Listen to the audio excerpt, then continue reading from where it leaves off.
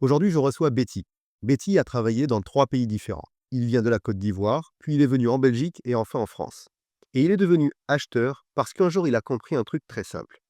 Les achats, ce n'est plus un service support, mais c'est un vrai levier pour les business. On parle d'un métier où tu dois être à la fois stratège, médiateur et décideur. Un métier où tu parles avec tout le monde dans l'entreprise et même à l'extérieur de l'entreprise. Et ton taf d'acheteur, ce n'est plus juste de négocier un prix, mais c'est d'arbitrer, sécuriser, anticiper et parfois trancher quand tout le monde n'est pas d'accord. Alors merci, Betty, d'être là. Et ma première question, c'est de connaître ton histoire. Quel est le moment où tu t'es dit, OK, maintenant, je pars dans les achats? D'accord. Merci Olivier. Donc, je m'appelle Betty Jean-Gilles Vauguesson, je suis senior consultant. Je travaille sur des problématiques de transformation digitale des organisations achats, mais pas que, avec des axes prioritaires sur la durabilité, la gestion du risque, l'optimisation, la performance et également aussi tout ce qui est intelligence artificielle, chose qui vient de plus en plus dans nos fonctions très chères, adorées des achats. Alors, mon parcours en quelques lignes, je dirais 3 pays. Je suis 2 champions de carrière, dans la mesure où avant d'être pleinement dans le domaine des achats, j'étais de l'univers supply chain. Donc, j'étais purement dans la supply chain, j'étais dans les transports, j'étais aux approvisionnements. Et petit à petit, j'ai switché vers la fonction achat parce que je l'ai trouvé beaucoup plus stratégique, je l'ai trouvé beaucoup plus en amont du process. Et j'aime être ce pilote de processus qui, on va dire, une vision du picture et qui peut, on va dire, prévoir, anticiper et l'idée plutôt que d'être dans une posture, on va dire, réceptive comme je le sentais un peu dans ma mission d'approvisionnement et de gestion de transport qui sont aussi des missions fort intéressantes du monde professionnel là. Alors 3 pays, donc la Côte d'Ivoire, la Belgique et la France. Et chacun de ces pays m'a apporté, on va dire, diverses expériences, hein, heu, dans divers contextes. Et ce que je retiens, on va dire, c'est l'adaptabilité. Pour moi, être un acheteur, être un bon acheteur, c'est quelqu'un qui sait s'adapter au contexte, à l'environnement, aux personnes avec lesquelles il est en discussion, en négociation et même à ses collaborateurs. On a tendance à penser qu'il faut s'adapter à l'environnement externe, il faut aussi savoir s'adapter à l'environnement interne. Parler le langage, par exemple, des donneurs d'ordre, connaître leurs besoins et savoir là où on t'attend, toi, en tant qu'acheteur. Ouais. Non, mais, je pense que oui, tu le résumes bien, et c'est tout l'intérêt, je trouve, du métier, cette partie adaptabilité interne et externe. Moi, je considère que c'est, pour ainsi dire, la seule fonction dans l'entreprise qui communique avec autant d'interlocuteurs en interne et en externe, quels que soient les départements. Et c'est ça qui fait la magie du métier, c'est qu'on n'est pas fermé, dans un bureau, dans un département. On est ouvert à la fois sur tous les départements d'entreprise et sur l'externe, sur les marchés, sur l'international. Totalement, totalement. J'aurais pas mieux dit cela, hein. La transversalité de la fonction achat, c'est l'une des forces de ce métier-là.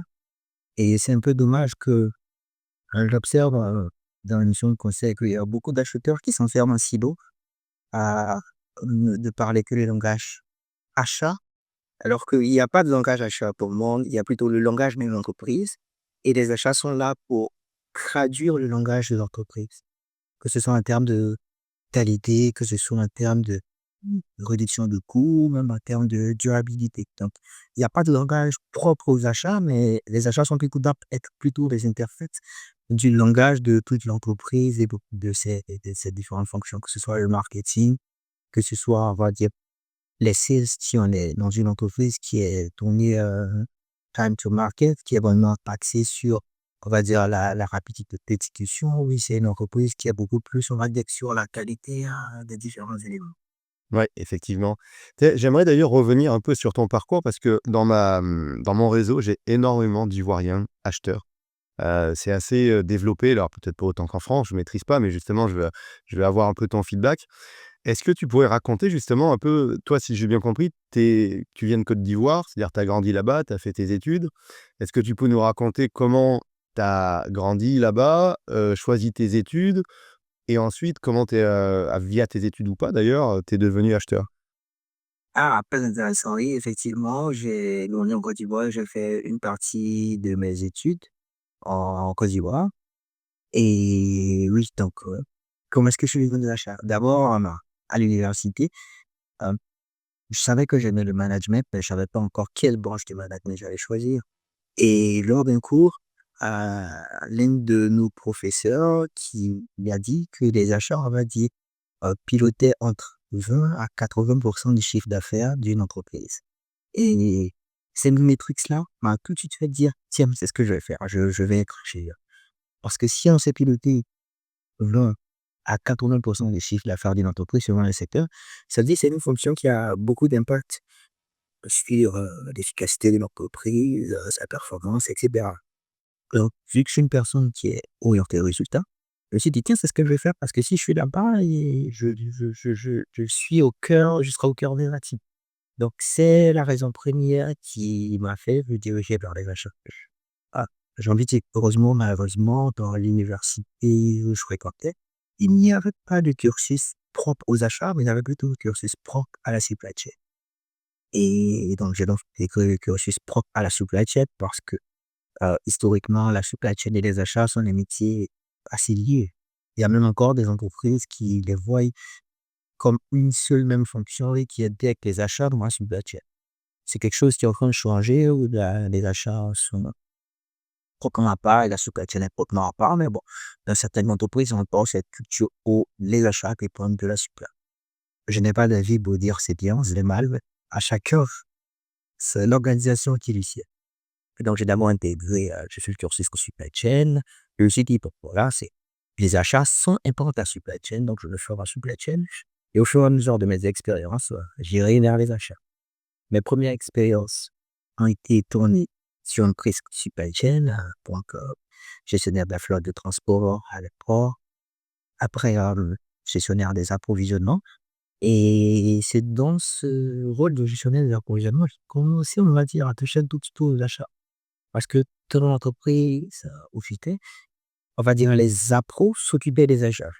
Donc, on s'occupait à la fois de la planif et on faisait également les commandes en association, bien sûr, avec et la logistique et le service, commercial. Donc j'ai commencé à avoir déjà tout ce qui était forecast, planification, anticipation.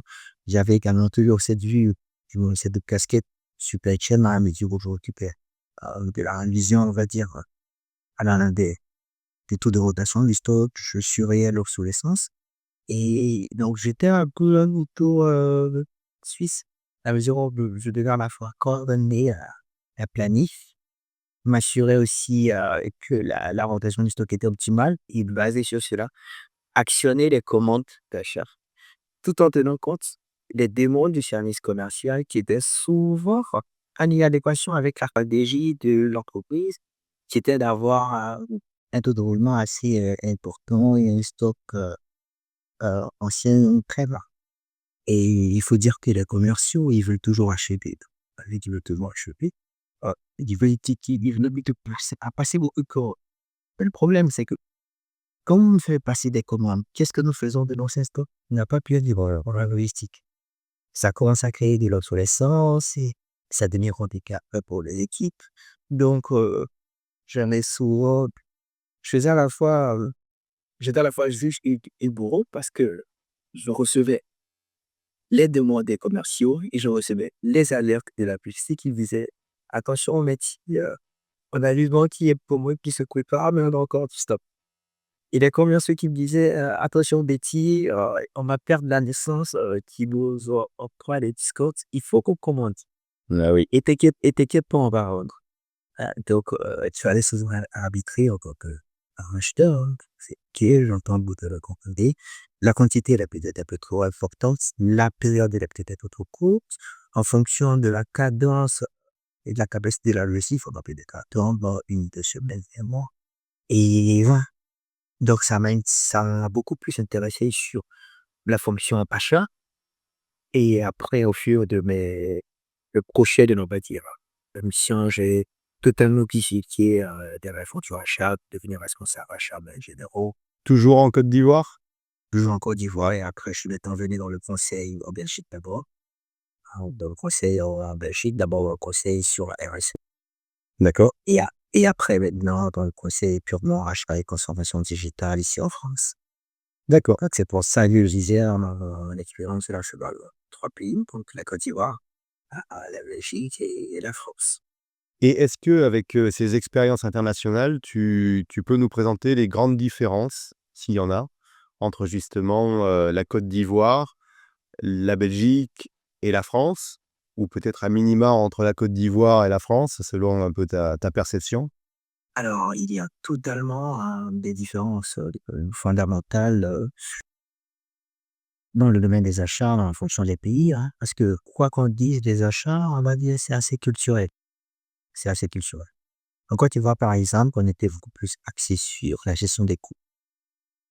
On était sur, on va dire, le qualité coût des lèvres, c'était, on va dire, le principe le plus important, des achats qui s'y effectuaient. En tout cas, dans la période où j'étais acheteur. Par contre, en Belgique, il y avait plus, cette, cet attrait pour la durabilité, hein, la partie éco-responsable et j'ai envie de dire, c'était un peu plus prédominant par rapport à un achat pur de après peut-être que le contexte, s'y prêtait parce qu'on était dans les années covid, après il y avait peut-être un petit éveil de conscience, vis-à-vis de cela donc ça peut aussi jouer mais c'était beaucoup plus axé sur ces dimensions-là. Et ici en l'occurrence, on est vraiment plus tourné sur, l'accélération donc la performance, l'efficience, faire vite, mieux, avec moins. Donc, la transformation, on va dire. Donc il y a clairement, on va dire, des différences, peut-être c'est sont liées à la fois à la culture de chaque pays et puis également aussi au contexte. Mais un acheteur, qui était formé, qui a travaillé en Côte d'Ivoire, n'a pas le même mindset, qu'un acheteur qui a été formé en Belgique, pareillement qu'un acheteur qui a été formé en France, ou même un acheteur qui aurait été formé en Asie, ou même aux États-Unis. Donc, après, c'est quelque chose que l'on voit aussi dans les manières de négocier pour les acheteurs qui font beaucoup de négociations. Les manières de négocier en général ne sont pas les mêmes qu'en Afrique, elles ne sont pas les mêmes qu'en Asie et ailleurs. Donc, tout ça pour dire que les achats, c'est un métier assez culturel. Il faut comprendre la culture à laquelle on appartient et il ne faut surtout pas se fermer à cette culture-là parce que, voilà, on est exposé à l'international. Donc, il faut comprendre sa culture, comprendre, les besoins, l'écosystème et s'ouvrir à l'écosystème avec lequel on est en partenariat. Exemple simple, hein, étant acheteur en Côte d'Ivoire, j'avais beaucoup d'interactions avec, des grands groupes, en Belgique avec lesquels j'achetais. Donc, je comprenais leur culture et je me basais, on va dire, j'essayais d'harmoniser leur langage tout en mettant en avant les besoins qui étaient propres, on va dire, à mon environnement. Tu souhaites être reconnu en tant qu'acheteur professionnel, mais tu n'as pas de diplôme? Eh bien, c'est le moment d'intégrer la formation DAT, devenir acheteur professionnel, pour booster ta carrière. Regarde en commentaire pour voir le programme complet que l'on offre. D'accord, non, super intéressant. Et cette transition, du coup, a été progressive pour toi ou tu as été surpris en arrivant en Belgique ou tu connaissais peut-être, je sais pas, comment tu t'es J'ai pas été surpris, j'appréhendais le fait, que les environnements allaient être différents. Les challenges aussi, donc j'ai pas été surpris et j'ai tout de suite su m'adapter, à ces différents besoins.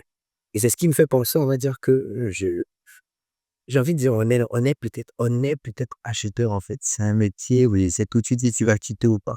Parce que il y a beaucoup de procédures, il y a une certaine culture à avoir, une une une certaine capacité à être à la fois, rigoureux mais flexible, qu'il faut posséder lorsqu'on est acheteur. Donc, non, je n'ai pas été surpris, je suis rapidement adapté. D'accord, tant mieux. Alors, avant d'entrer dans ton job actuel, j'avais une dernière question pour rester juste sur la Côte d'Ivoire. Si tu devais conseiller des Ivoiriens qui souhaitent devenir acheteurs à faire des études, que ce soit en initial ou en continu, qu'est-ce que tu leur suggérerais pour qu'ils soient au top? Alors, la première chose qui me vient en tête, c'est la curiosité. La curiosité, on va dire, pour poser les bonnes questions, afin de savoir les choses que l'on ignore. Tiens, récemment, hier, pas plus tard qu'hier, j'étais en discussion avec le directeur achat groupe de l'entreprise avec laquelle je travaille. Et je me suis rendu compte comme ça que les écotermes euh, américains étaient totalement différents des écotermes européens qu'on utilisait. Par exemple, j'ai un Ford US euh, euh, qui est totalement différent du Ford Cruiser. Pareil comme as. Et un acheteur qui n'est pas curieux pourrait penser que écoterme, voilà, c'est un acheteur comme un shopper, c'est pareil partout. Alors que non. Non. Quand bien même c'est un écoterme, il y a des subtilités. Donc, pour moi, c'est la curiosité. Poser des questions, avoir l'esprit ouvert, à peine d'essayer de se challenger et puis de sortir de sa zone de confort. On va dire, c'est une qualité qui va leur permettre d'apprendre en continu, que ce soit à la fois sur les méthodologies qu'ils pensent connaître ou qu'ils maîtrisent, hein, et de s'approprier, on va dire, les us en cours, on va dire, les outils, les technologies, la blockchain, l'IA, les durabilités, afin de matière d'être des acheteurs 4.0. Je sais plus si actuellement on est sur acheteur 4.0 ou 5.0, ça bouge tellement, mais voilà. Ouais, moi je les appelle les acheteurs augmentés. C'est ç c'est ça, on n'a pas de chiffres. Mais non, mais c'est intéressant et du coup, ce que tu disais, c'est qu'en Côte d'Ivoire, il y a pas d'études dédiées aux achats. Est-ce que tu leur proposerais des alternatives? Alors soit dans les universités actuelles, soit, en ligne, par exemple? Alors, c'est pas qu'il n'y a pas d'études dédiées aux achats, c'est juste dans l'université où dans laquelle j'étais, il n'y avait pas un cursus spécialisé aux achats. Un peu comme ce qui se fait et où il y avait des cursus fortement spécialisés aux achats. Et historiquement aussi, à cette époque-là, ça remonte à, on va dire, un peu plus de 10 ans peut-être, un peu plus de 10 ans. On va dire, les achats étaient vraiment assimilés à la notion de supply chain. Donc ça peut expliquer cela, mais je pense qu'en ce moment, ça a certainement changé. Il va y avoir des cursus liés aux achats. Je ne saurais dire, j'ai pas pu marquer, donc je ne saurais la certaine, je pense que oui. OK. Mais alors, si je dois leur, on va dire, leur suggérer, on va dire, des études pour achat, aujourd'hui, on va dire, il y a tellement de possibilités qui s'offrent à nous, peu importe le pays dans lequel on est, hein. Donc, tu peux être en Côte d'Ivoire et puis suivre, par exemple, le module de formation que tu proposes avec devenir acheteur public, c'est ça? Non. Tu ouais, DAP, devenir acheteur professionnel. Ouais, ouais. Devenir acheteur professionnel, totalement, qui peut tout à fait suivre des cours et des formations en ligne qui leur offrira un niveau tout à fait décent en termes de compétences, de soft skills, et même de mindset, hein. Donc, il faut pas se mettre de barrières. Il faut pas dire que la seule loi d'apprentissage, c'est être en université et de faire une fac spécialisée. Moi, j'ai fait une fac spécialisée en achat. Dans la suite de mon parcours, j'ai 3 masters spécialisés. J'ai 3 masters dans les masters spécialisés, donc c'est une chance que j'ai pu avoir. Mais il faut pas se mettre de blocage. On peut tout à fait être dans n'importe quel pays et suivre une formation de niveau international en ligne et appliquer, on va dire, des connaissances que l'on a gagnées sur le terrain. Ouais, ouais. Et il y en a plein. Non, non, mais c'est pour ça que j'appelle les nouveaux acheteurs des acheteurs augmentés, puisqu'aujourd'hui, on a plus besoin de faire des études classiques. On peut soit trouver des formations en ligne, effectivement, comme DAP, mais ne serait-ce que regarder des vidéos sur YouTube, il y en a pléthore. Alors, si on parle anglais, il y en a encore plus. Et puis, on a l'intelligence artificielle. Ça, c'est un game changer. C'est-à-dire qu'on peut poser toutes les questions dans les achats, il va vous répondre mieux qu'un prof d'achat, limite. Donc, il y a effectivement aucune restriction aujourd'hui à être curieux. C'est effectivement, ce que tu disais, il faut être curieux et c'est à partir de là qu'on peut grandir dans les achats sans aucun problème. Alors, du coup, tu n'as pas présenté ton activité actuelle. Donc je te propose peut-être de nous dire un peu ce que tu fais aujourd'hui, les challenges que tu relèves. OK, très intéressant. Alors aujourd'hui, je suis, on va dire, consultant senior en achat et transformation digitale. Donc j'accompagne des grands groupes dans leurs projets de structuration, on va dire, tu as généralement des challenges organisationnels pour se mettre à jour vis-à-vis de la nouvelle technologie. Il y a des normes et tâches. En ce moment, j'accompagne un grand groupe. Je ne peux pas dire les noms pour des termes de confidentialité, mais c'est un très grand groupe sur un projet de transformation digitale et la mise en place d'un plus précisément un SRM qui va, on va dire, permettre de gérer la relation fournisseur toutes les différentes filiales.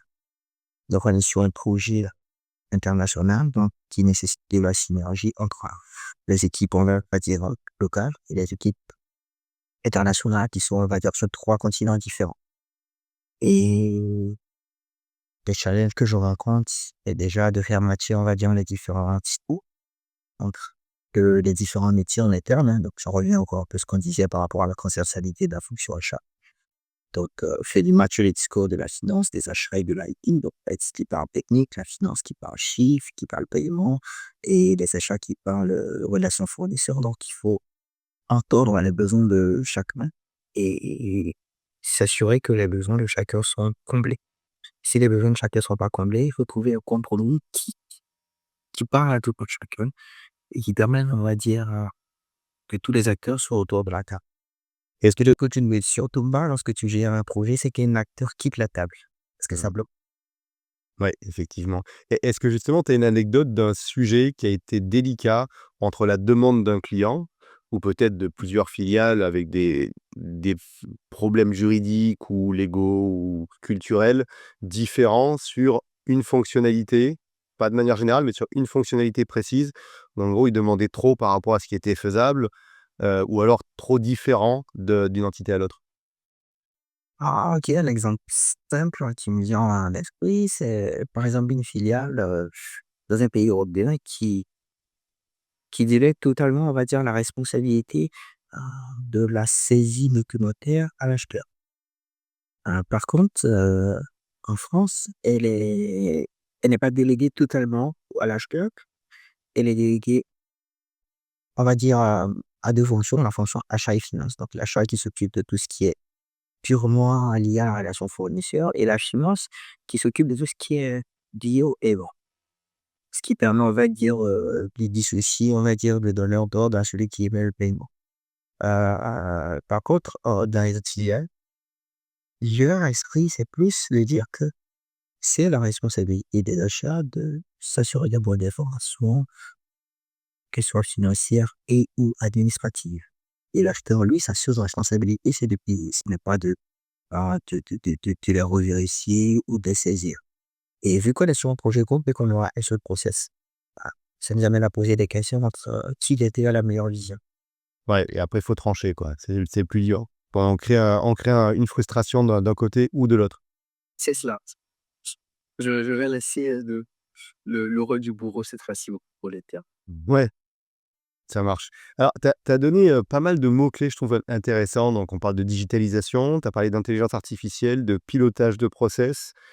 Est-ce qu'il y a des points prépondérants, qui viennent aujourd'hui, qui te sont beaucoup demandés sur la digitalisation, l'intégration de l'IA, que ce soit le pilotage au global ou que ce soit, je sais pas, du sourcing ou autre? Est-ce que ce sont des enjeux qui te sont demandés ou est-ce que tu as plutôt l'impression qu'on est plutôt encore un peu à la traîne aux achats? On veut mettre en place un SRM par exemple, mais c'est un SRM des années 2000 ou 2010, mais finalement il y a pas d'IA, il y a rien et puis, ils sont peut-être pas sensibles encore à ça. Donc quel est ton regard par rapport à ça?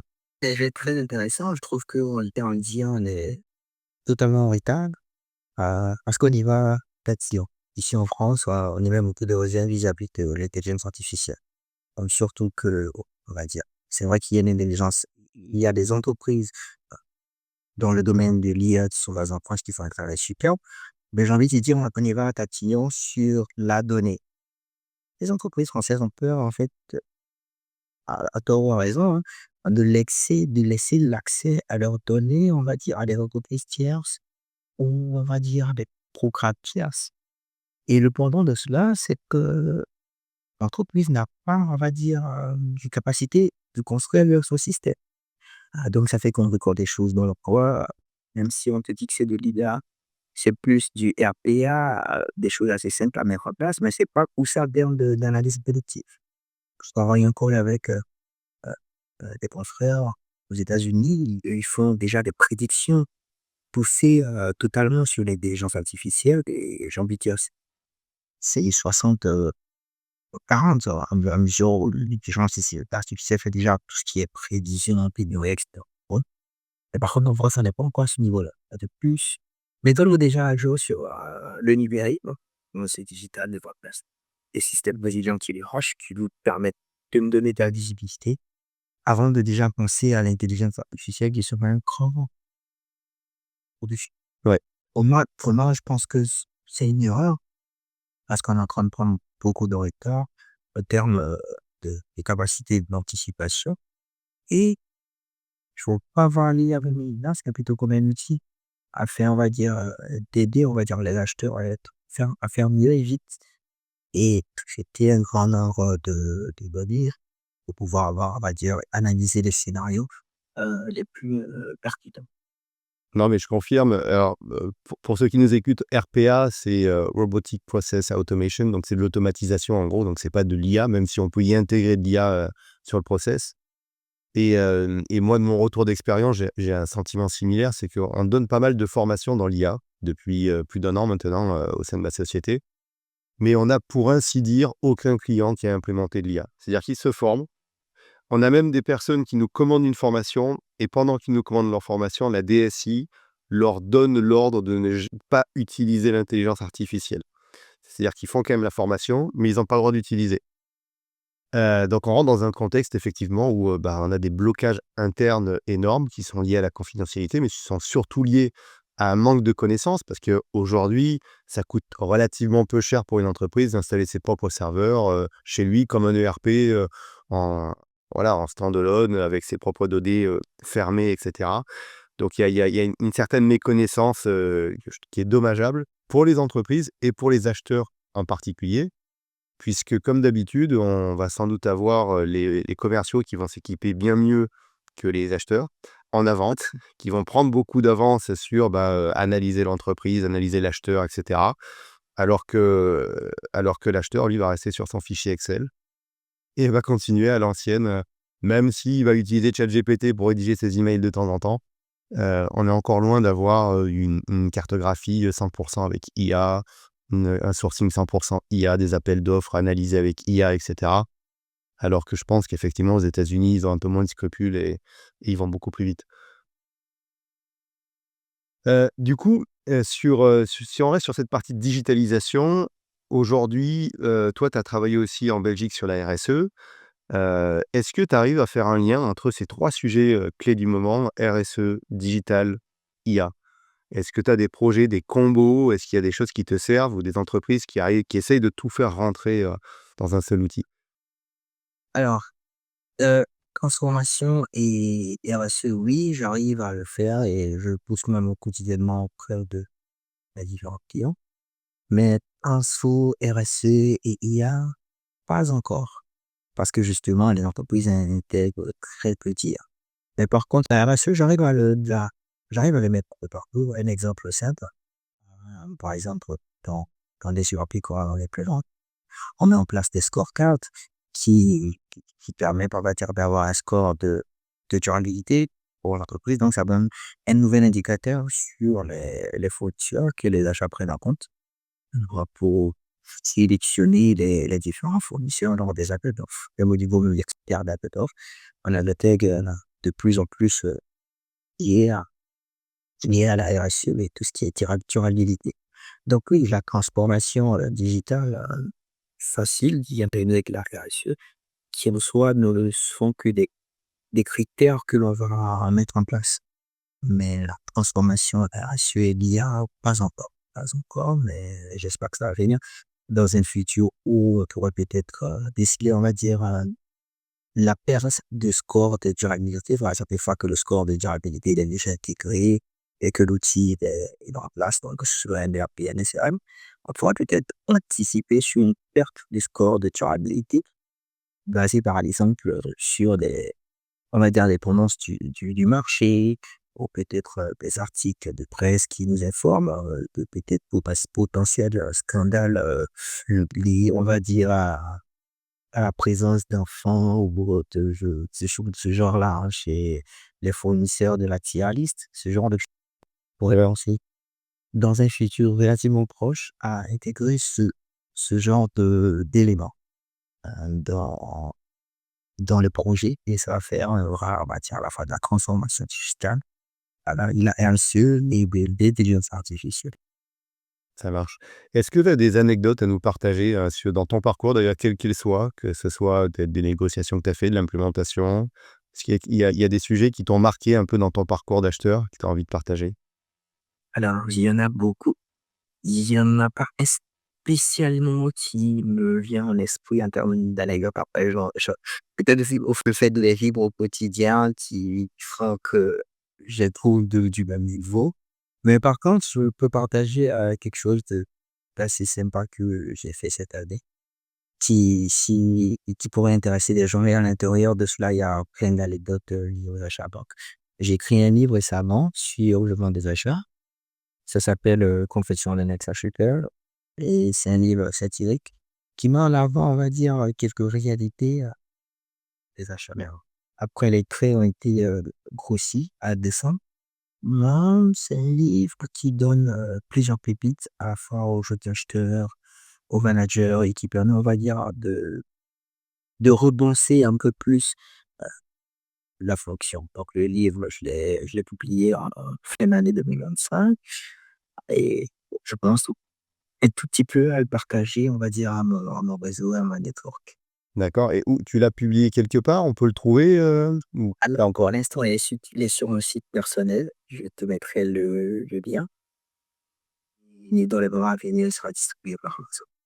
ça marche. Bah, en tout cas, si tu veux que je le mette en commentaire de la vidéo, n'hésite pas, à me donner les informations, je le mettrai avec plaisir et je le lirai avec plaisir aussi si tu acceptes de me le partager. Mais il serait. Pas Tellement désordre. J'ai vu que tu étais au Québec, c'est ça? Je suis à Ottawa, plus exactement, Ah, à 2 heures à 2 heures du enfin, à 200 mètres à vol d'oiseau de la région Québec, mais côté Ontario. d'accord. J'ai reçu une commande de mon livre depuis le Québec d'un ami qui y vit. Donc, je sais te le livrer au Québec. Quel problème. Ouais, parfait. Non, non, mais super. Mais oui, il y a également un beau réseau d'acheteurs, auquel je participe de temps en temps, côté Québec, donc sur, toute la partie francophone, c'est assez sympa. Et si je reviens dans ton livre, est-ce qu'il y a parce que c'est intéressant, le titre est accrocheur, «Confession d'un ex-acheteur». Est-ce qu'il y a une confession que tu aimerais nous partager? Alors, la confession que je m'en vais partager, c'est que les KPI ne disent pas toujours la vérité. Alors, les KPI, ça reste que des chiffres. On a fait dire ce qu'on veut. Il suffit juste de changer des chouïas la perception pour qu'un chiffre qui était initialement mauvais devienne tout à fait. Par exemple, faire une analyse sur 100 fournisseurs et faire la même analyse sur 20 fournisseurs ne donnera pas le même chiffre. Donc ça, c'est des petits tricks que les acheteurs utilisent pour implémenter en codir pour booster leurs chiffres. Et faut pas en répéter à quelqu'un. Effectivement. Ouais, ouais, ouais, tout à fait. Super. Eh bien, écoute, moi, j'ai pas d'autres questions, mais si tu veux partager autre chose, n'hésite pas et si tu as des questions pour moi, n'hésite pas aussi d'ailleurs, ça va dans les 2 sens. Ah, j'ai pas de questions, c'est très clair. Je te remercie beaucoup pour cet échange. Ça m'a convié à ton podcast. Et je dirais que les échanges sont un très beau métier. Il faut juste l'aimer, être curieux et continuer de grandir dans cette fonction qui a encore beaucoup de belles années devant elle et qui sera très challengeante pour le futur de l'entreprise, même avec la prise en main de l'intelligence artificielle. Et d'ailleurs, l'intelligence artificielle, il faut y aller, il faut y aller, il faut y aller, il faut s'y sentir. Il faut pas avoir peur. C'est un peu comme avant, je pense que lorsque les avions étaient créés, il y a plein de personnes qui avaient peur. Aujourd'hui, c'est un effet commun. Donc, plus vite les entreprises vont mettre en place des plans sur l'intelligence artificielle, bien sûr, en étant précautionneux, essayer de la donner, de la data, d'avoir des serveurs en interne, mieux on va dire en maîtrisant cet outil qui s'impose d'ores et déjà. Oui. Bah, c'est un très bon, mot de conclusion, je pense, effectivement. Il ne faut pas avoir peur et je rajouterais, il faut avoir du courage au-delà de ça. C'est-à-dire qu'il faut avoir du courage, justement, de ne pas avoir peur, de lancer des projets, de se lancer dans la digitalisation aussi. Parce que comme tu le disais, c'est pas que l'IA. Avant l'IA, il y a la digitalisation ou entre guillemets «en même temps» peut-être, mais quand on voit certains acheteurs qui passent pas encore cette barre de la digitalisation complètement, bah, on s'inquiète pour l'avenir parce que l'IA va venir, l'IA va attendre personne et je pense que la fonction achat va évoluer énormément dans les 10 à 15 prochaines années, heu, pour le mieux à mon avis, mais avec l'IA, pas à côté et pas en retard. Ceux qui prennent pas le chemin en marche, bah, ils auront pas un avenir, très glorieux, j'en ai peur. C'est un Super, merci beaucoup, Betty, merci d'avoir accepté, de participer à cette capsule. N'hésite pas, bah, à revenir. On pourrait peut-être faire, dans les prochains mois, une capsule dédiée à la digitalisation, sur un sujet bien précis que tu aimes bien aborder ou un autre sujet avec plaisir. Parce que c'est un sujet qu'on aborde assez peu finalement, et on a peu d'experts en plus qui maîtrisent et qui sont au quotidien dessus. Donc ça serait sûrement un sujet intéressant. aucun problème, ça sera avec plaisir. Merci beaucoup, passe une bonne fin de journée. À Merci. très Au bientôt. revoir. Au revoir, Betty. Merci d'être sur ma chaîne YouTube. Je t'invite à regarder la formation Devenir acheteur professionnel qui va t'accompagner tout au long de ta carrière avec de la méthodologie et des boîtes à outils complètes pour les acheteurs professionnels. Regarde en commentaire, tu trouveras tout le détail de la formation.